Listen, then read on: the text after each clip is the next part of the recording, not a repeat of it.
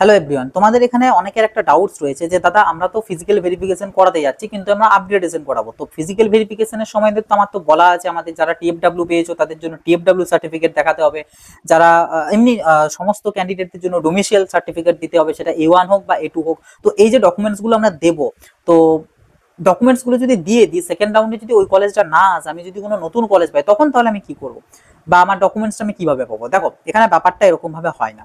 ব্যাপারটা হচ্ছে তুমি যখন ফিজিক্যাল ভেরিফিকেশন করাতে যাবে তোমাকে সমস্ত যা যা ডকুমেন্টস বলা হয়েছে সেই সমস্ত ডকুমেন্টসগুলোকে তোমাকে নিয়ে যেতে হবে, original with 1 or 2 copy xerox, ঠিক আছে, নিয়ে যাবে।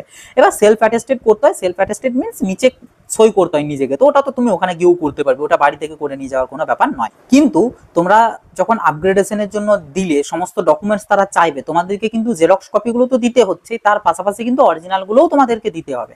তোমার মাধ্যমিকের অ্যাডমিট কার্ড থেকে শুরু করে উচ্চ মাধ্যমিকের মার্কশিট থেকে শুরু করে সমস্ত কিছু তোমাকে অরিজিনালগুলোও তাদেরকে দিতে হবে। এবার সেই সুবাদে তোমরা যারা টিএফডব্লিউ সিট পেয়েছো তোমাদেরকে ইনকাম সার্টিফিকেটের ফরম্যাটটাও দিতে হবে, আর যারা ডোমিসিয়ালের জন্য দিচ্ছ, ডোমিসিয়ালটা তো যারা নয় প্রত্যেকেরই, তো প্রত্যেককে তোমাদের A1 বা A2 যার যেটা করেছো সেটাকে তুমি দিলে। দেওয়ার পর তুমি আপগ্রেডেশন করলে, তারা আপগ্রেডেশন করে নিল, এবং আপগ্রেডেশনের পর তো একটা আউটকাম ডকুমেন্টস দেবে, যেগুলো আমি এর আগে বহু ভিডিওতে বলেছি যে একটা আউটকাম ডকুমেন্টস পাবে, যে ডকুমেন্টসে তোমার বলা থাকবে বা লেখা থাকবে যে তুমি আপগ্রেডেশন করলে। সেই ডকুমেন্টসটা তারা তোমাকে দিয়ে দেবে। সেই ডকুমেন্টসে একটা অথরিটি সই করবে, মানে ওই কলেজের যে কেউ আর কি সই করবে, স্ট্যাম্প দেবে, এই সমস্ত কিছু তো সেটা নেবে। তার পাশাপাশি তোমাকে কিন্তু তোমার সমস্ত অরিজিনাল ডকুমেন্টসও তারা তোমাকে ফেরত দিয়ে দেবে। তারা রাখবে না, তারা তোমার জেরক্স কপিগুলো রাখতে পারে, বাট অরিজিনালগুলো তোমাকে ফেরত দিতে দেবে। তো সেটার সাথে কিন্তু তোমাদের ডোমিসিয়ালের অরিজিনাল ফরম্যাট এবং তোমাদের টিএফডব্লিউ যদি কারো থেকে থাকে সেই টিএফডব্লিউর অরিজিনাল ফরম্যাট, সেই সমস্ত কিছু তোমাকে কিন্তু ফেরত দিয়ে দেবে। এমনটা নয় যে তারা রেখে নেবে।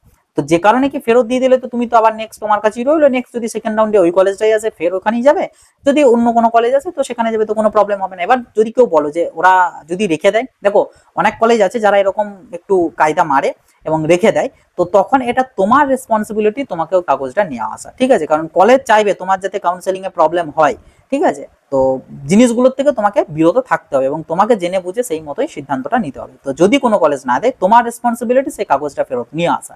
এমনটা নয় যে তারা রেখে দেবে, মানে এইরকম রাইট তাদের নেই।